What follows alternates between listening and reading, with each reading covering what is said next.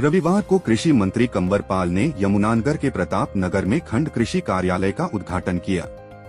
इस अवसर पर कृषि मंत्री ने कार्यक्रम में उपस्थित किसानों की समस्याएं जानी।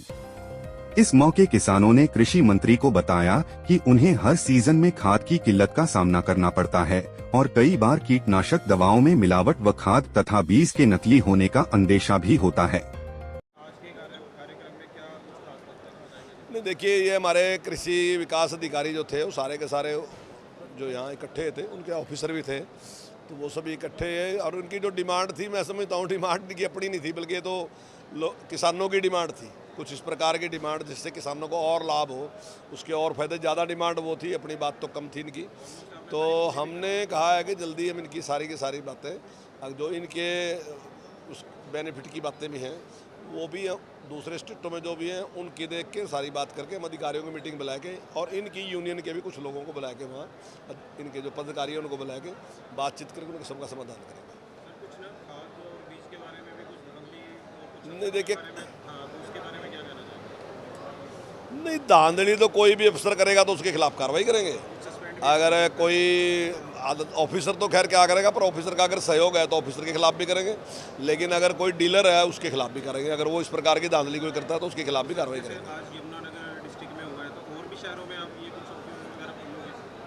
हाँ, निश्चित तौर से ऐसे ऑफिस खुलेंगे और आने वाले टाइम में देखिए, एक टाइम ऐसा आया था, बीच का दौर ऐसा आया था, तब ये समझा गया कि शायद एग्रीकल्चर अधिकारी की कोई बहुत ज़्यादा ज़रूरत है नहीं, ऐसी एक धारणा बन गई थी। लेकिन अभी जो परिवर्तन आया ना दुनिया में, तो अब ये लग रहा है कि एग्रीकल्चर से संबंधित जो हमारे अधिकारी हैं उनकी उतनी ज़रूरत है जितनी डॉक्टर की ज़रूरत है, वैसे ही उनकी भी ज़रूरत है। तो आज जो भूमि की उर्वर शक्ति है उसको बचाने की बहुत ज़रूरत है।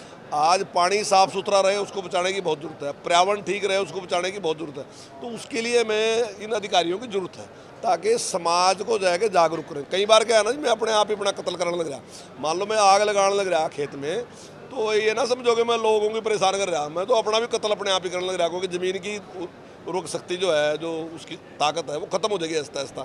तो उसको समझाने के लिए तो कोई चाहिएगा ना जी।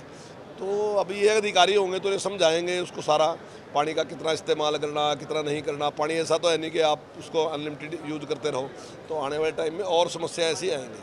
और अब हम ये चाहते हैं कि जो प्राकृतिक खेती है, ऑर्गेनिक फार्मिंग है, तो उसमें भी आगे लोग बढ़े, और ऐसा पूरी दुनिया का रुझान है, तो उसमें भी यही अगर सहयोग करेंगे तभी सफल होगा।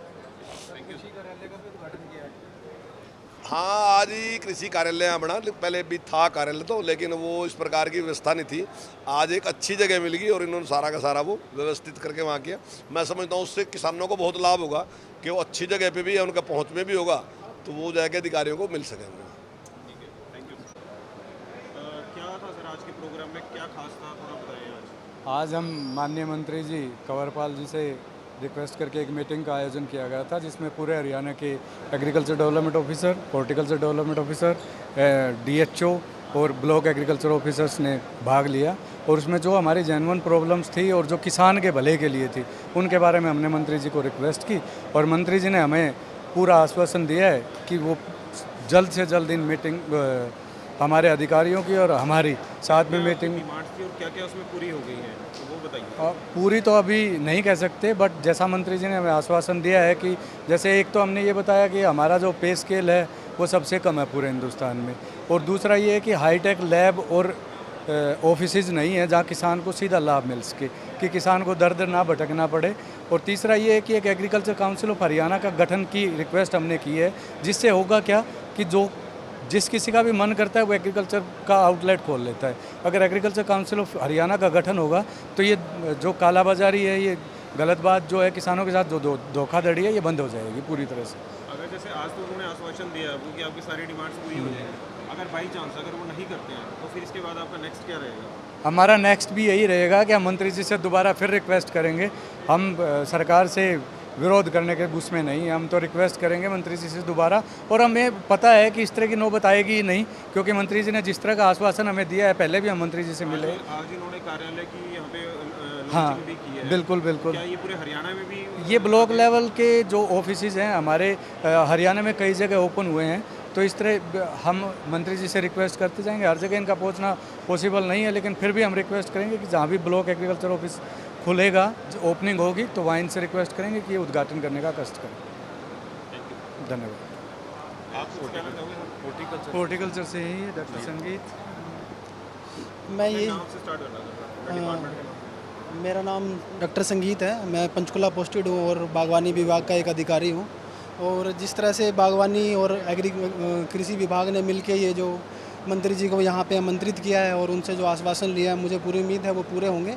और जैसे कि डॉक्टर सुशील ने बताया है कि हम बार बार इसके लिए निरंतर प्रयास करते रहेंगे और हमें ये उम्मीद है कि जल्दी हमें इलेक्शन टाइम से पहले इसमें उपलब्धि हासिल हो जाएगी। यमुनानगर से रजनी सोनी की रिपोर्ट, कैमरामैन युगमार्ग टीवी।